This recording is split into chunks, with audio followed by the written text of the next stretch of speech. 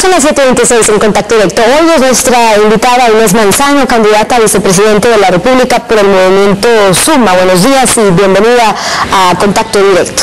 Buenos días, gracias por la invitación.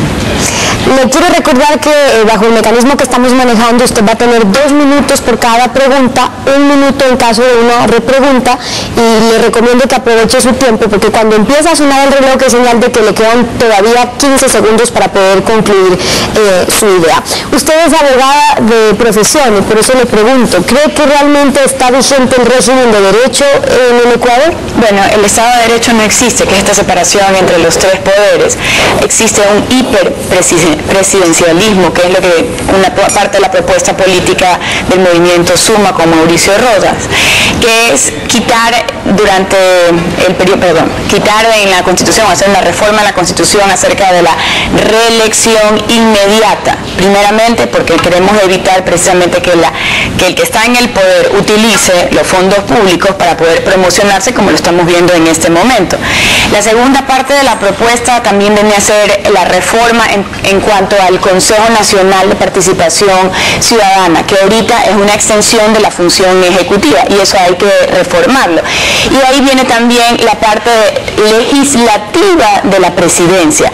Es decir, hoy en día una propuesta legislativa del presidente pasa a la Asamblea.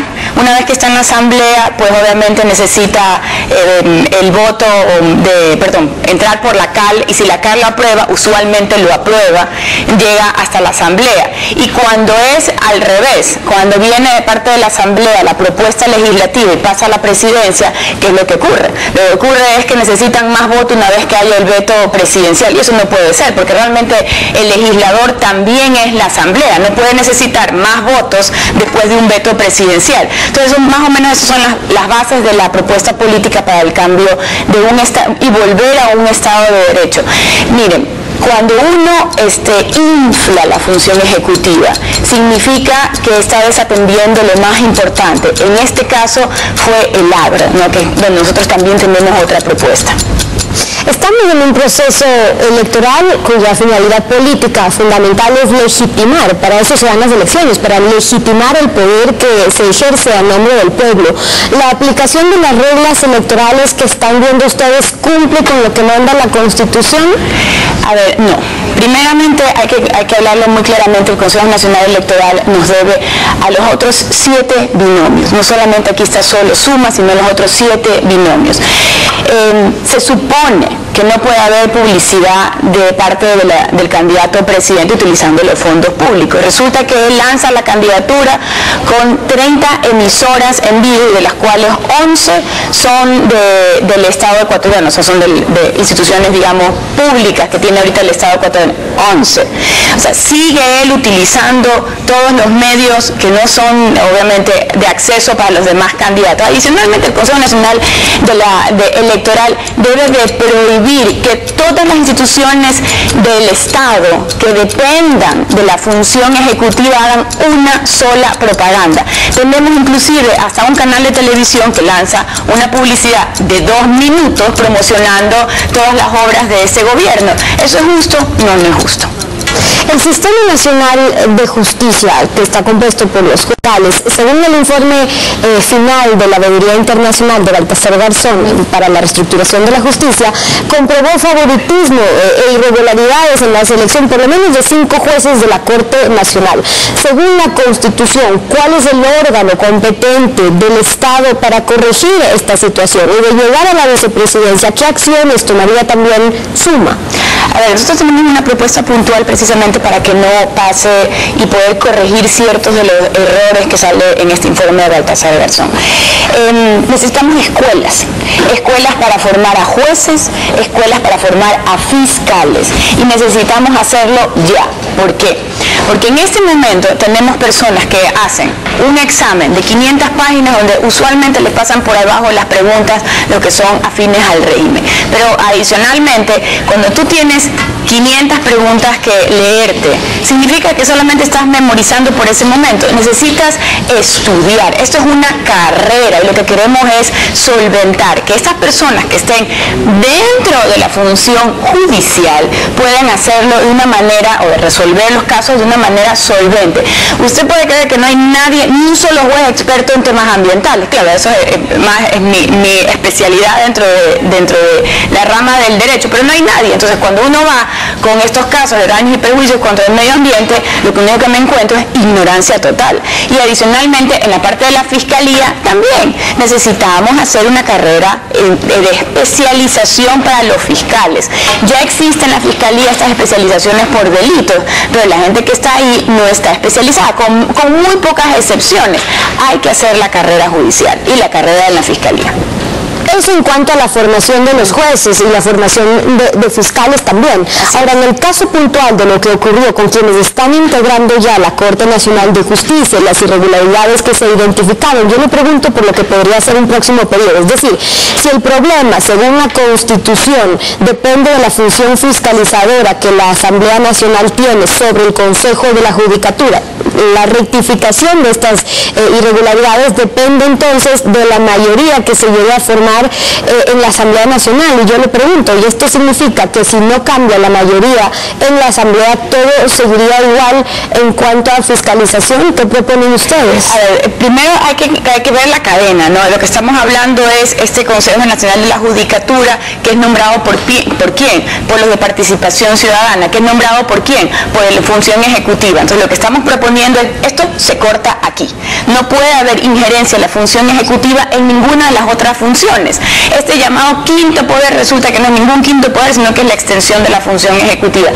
Y lo que hablamos acerca de la fiscalización, que es una tarea pendiente de esta asamblea, lo importante es que en el momento en que va a haber el voto, el ejercicio del voto el 17 de febrero, se piense bien cómo vamos a escoger a los siguientes asambleístas. Los asambleístas que no han participado, los asambleístas que no han ido, no deben de ser merecedores de ningún voto. Tienen que ir la gente nueva, la gente que representa una generación nueva de ideas y que obviamente vaya a fiscalizar. Y sí se ha podido lograr. Se nos acabó el tiempo y pasemos a otro tema. La criminalización de la protesta social mediante la aplicación de disposiciones que ya son obsoletas del Código Penal viola nuestra Constitución. De llegar al gobierno, ¿ustedes consideran que es necesario este formalismo de tener que derogar esas disposiciones con un nuevo Código Penal, o es suficiente ya con la directa, con la inmediata aplicación de la Constitución por parte de los jueces y fiscales, que se lo puede hacer desde ahora mismo si es que realmente lo quieren cumplir? A ver, eso es un buen punto, porque efectivamente si tienes la Constitución no requieres de una ley para hacerlo. Sin embargo, sí es importante hacer una reforma en el Código Penal, y ahorita parece que estamos en un proceso de reforma, así que debería de ser una de las cosas que se tiene que mirar para la próxima asamblea, porque está suspendido en este momento ese periodo, o sea, para ver el proyecto de reforma del Código Penal. Debe de estar, mire, que inclusive en la Constitución habla de que, por ejemplo, todas las autoridades que administran justicia, o también la Fiscalía, puede ejercer ciertas acciones como medidas cautelares inmediatas. Por ejemplo, en el tema ambiental tienen la potestad de hacerlo. No lo hacen, porque me dicen, es que a mí el código no me lo permite, el Código de Procedimiento Penal no me lo permite, o que a mí tal ley no me lo permite, pero te lo permite la Constitución. Entonces, realmente es eso también lo que estamos hablando, ¿no? Esta falta de conocimiento de la norma más importante, que es la Constitución, esta falta de formación, hace que tengamos respuestas tan mediocres como las que estamos hablando. Ahora, estar en contra de la criminalización de la protesta social no significa impunidad en caso de que haya, por ejemplo, interrupciones en las vías, los servicios, a pretexto de manifestarse. Si hay un delito, tiene que ser sancionado, pero el Código Penal permite hacerlo en concordancia con el delito, que no es el de terrorismo. Entonces, ¿cómo manejarían ustedes la aplicación de todas estas normas cuando haya que sancionar cuando sea necesario. Bueno, eso es lo que estamos hablando. En la reforma del código efectivamente tienes que tener un tipo penal adecuado para ese tipo de manifestaciones, digamos, en las cuales tú rompes la paz pública, ¿no? Porque tú no puedes utilizar ni siquiera bienes del Estado para quemarlos o bienes privados para quemarlos. Entonces, usualmente lo que se ha tratado de hacer es agarrarse de otros tipos penales, pero no es lo más idóneo, porque cuando tú estás en un tema penal, que es la sanción final, es la privación de la libertad, tú tienes que garantizar que ese tipo penal acoja, cuando yo voy a denunciar el delito, se acoja directamente. Por eso es que se necesita esta reforma. No existe en estos momentos más que una combinación de diferentes delitos para poder sancionar a alguien. Entonces habría que hacerlo uno diferente, uno especializado, como hablábamos en la reforma del código.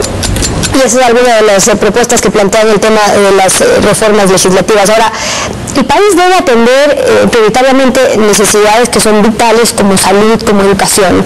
Pero según los registros de la UNASUR, por ejemplo, el Ecuador es el país de América del Sur que más gasta en defensa cuando hablamos en relación al PIB, el 2.74%. Mientras tanto, para salud, el presupuesto del gobierno destina el 2.50% del PIB, cuando, según mandato de la disposición transitoria 22 de nuestra Constitución, el año pasado ya se debió haber llegado al 3.40%. En el plan del gobierno de Suma, ¿qué han previsto respecto a la inversión en salud y el incumplimiento que hay de esta norma? Bueno, hemos hecho, lo voy a explicar porque hemos hecho algo muy interesante.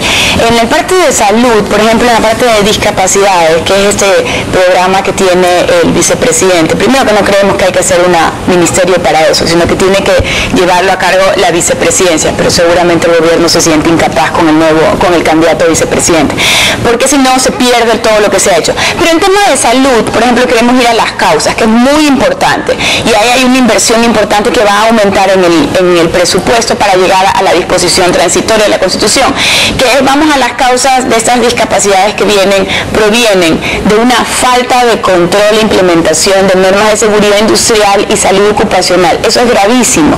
Y la otra parte es la contaminación que existe por agroquímicos, pero es una contaminación no solamente a los recursos naturales, sino que hay una contaminación que va directamente a la persona. Y por eso tenemos altos índices o casos de retardo mental, como lo podemos encontrar, por ejemplo, en el cantón San Borondón, que es un cantón arrocero por excelencia, porque ese mal uso de agroquímicos nunca ha sido regulado por salud, ni por el Ministerio del Ambiente. Recién tenemos un listado, pero por ejemplo, hace algunos años seguían utilizando el gramoxone, que estaba prohibido a nivel internacional, y aquí lo seguimos utilizando. De hecho, hasta se puede ver en las paredes que dice uso de gramoxone, un químico mortal, terrible, y eso hace que esta incidencia de retardo mental, porque ya existe un estudio que hay una incidencia entre un mal uso de agroquímicos con la salud. Entonces, en eso vamos a aumentar, obviamente, la cobertura y la calidad, y no vamos a permitir que salgan los médicos que pueden ser los tutores o mentores de los médicos más jóvenes, que es lo que está pasando en este momento. Ahora, respecto a educación, la disposición transitoria 18 de la Constitución, en cambio, es la que dispone que el Estado va a asignar de forma progresiva recursos públicos del presupuesto general del Estado para, y dice, la educación inicial básica y el bachillerato, con incrementos anuales de al menos del 0.5% del Producto Interior Bruto, hasta poder alcanzar un mínimo de 6% del Producto Interior Bruto. Pero solo se está destinando el 3.9%. ¿Qué ha previsto el binomio Rodas-Manzano al respecto en su plan de gobierno? Bueno, lo que vamos a hacer es incrementar el tema de la infraestructura en educación rural sobre todo. Y también, efectivamente, lo que ha pasado es que también lo suman también con el tema de las universidades. Pero en las universidades también, que eso es harina de otro costal, pero vale la pena mencionarlo porque es parte de la educación, no de la disposición que acabamos de ver. Pero en universidades, al eliminar todas estas universidades que no cumplían con los requerimientos, se olvidó el Estado actualmente de invertir en infraestructura, ¿no? Entonces ese es un problema que hay que adecuarlo en estos momentos porque cada vez salen más bachilleres.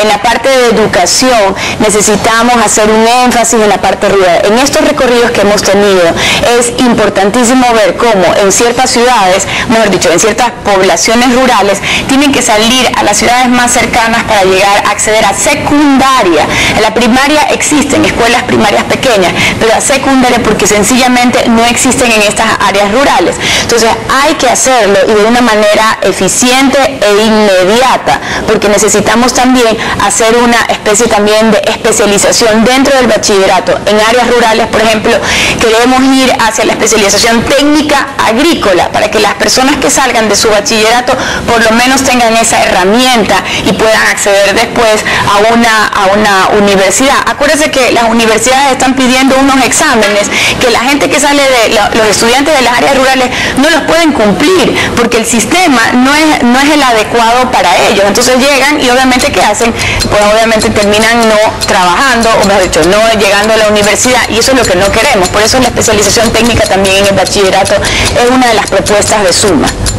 Nos quedan los últimos 2 minutos de esta entrevista y le pregunto a usted, siendo abogada especializada en derecho ambiental, ¿cómo esperaría manejar la explotación petrolera, minera, pero desde el punto de vista del impacto social? Es decir, las comunidades aledañas que se deberían ver beneficiadas, las obras sociales por las rentas, por ejemplo.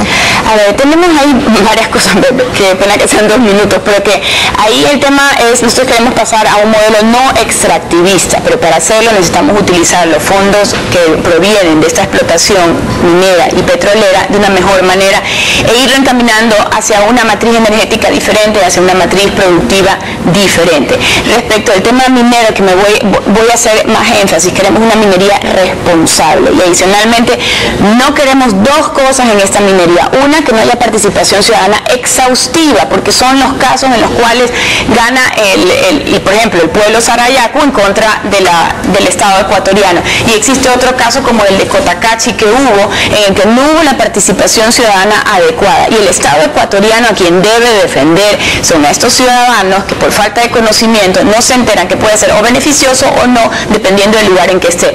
No puede haber minería en áreas protegidas, no puede haber minería, y eso que quede muy claro, en fuentes de agua. No podemos permitir, por ejemplo, el proyecto Quinsaloma, que es en el Azuay, que va a estar en el páramo. Eso es absurdo, y eso es de ignorantes, y eso es de personas que no entienden la vitalidad que tiene la calidad del agua que llega. En el caso de Quinsaloma, en la Azuay, porque llega también a ser uno de los afluentes de la cuenca del Chanchán. Entonces, son varias cosas que habría que hacer. Y la otra es que la minería artesanal necesitamos que se empodere con créditos, con capacitación y tecnología, porque tenemos este círculo de pobreza de esta gente que no ha podido salir dentro de la minería artesanal, y hay que apoyarlos, pero tecnificándolas para que no exista, pues obviamente, estas contaminaciones en los ríos que son de gravedad porque son de metales pesados. Y esas son algunas de las propuestas. Ya tendremos más tiempo en una tercera ronda de entrevistas con los candidatos a presidente y vicepresidente para ahondar sobre otros temas de los mensajes esta mañana en Contacto Directo. Gracias por haber estado con nosotros. Gracias. 7:43.